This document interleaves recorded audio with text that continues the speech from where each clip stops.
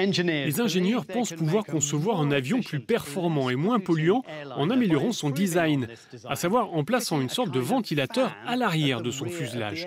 C'est une technologie de pointe. Sont-ils en mesure de lui donner des ailes? C'est ce que nous allons voir. Dans la soufflerie de l'Université de technologie de Delft, les experts en aérodynamique utilisent des lasers pour perfectionner leur nouveau concept d'avion développé dans le cadre d'un projet européen appelé Centerline.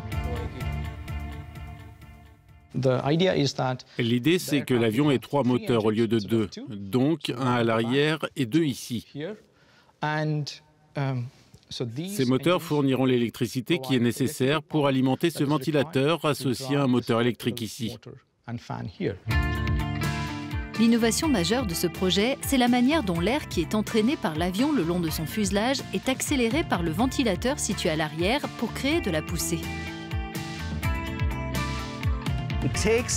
Le dispositif prend l'air qui passe sur les côtés du fuselage, il l'accélère, lui redonne de l'énergie et il produit la poussée nécessaire avec une alimentation électrique faible, ce qui améliore sa performance.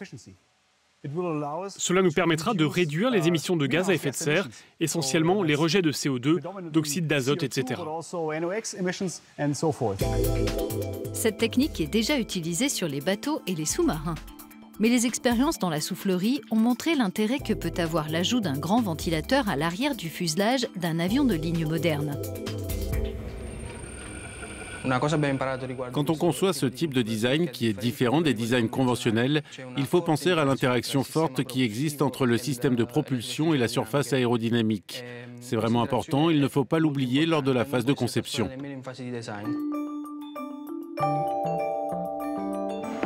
Autre partenaire du projet, ces ingénieurs de l'Université de Cambridge développent le moteur électrique qui alimente le ventilateur.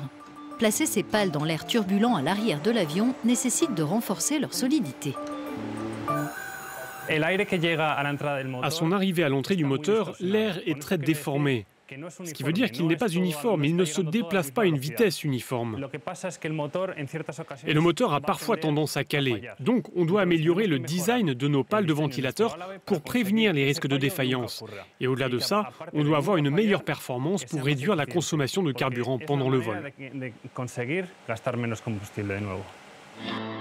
L'équipe de Centerline a élaboré de nouvelles pales qui permettraient de régler le problème. Ici, nous avons 2 pales. L'une a un design plus conventionnel et l'autre, c'est la nouvelle.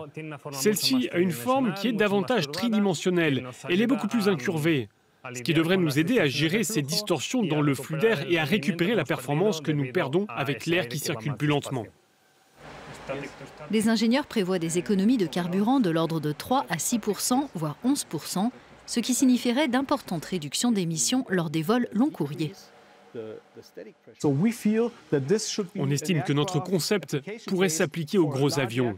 Donc, puisqu'on installe du poids supplémentaire à l'arrière du fuselage, il est clair qu'il faut exploiter ce gain de performance supplémentaire sur un vol long courrier, par exemple sur un vol Londres-Tokyo. Le premier avion doté de ce ventilateur électrique à l'arrière pourrait être mis en service dans une quinzaine d'années.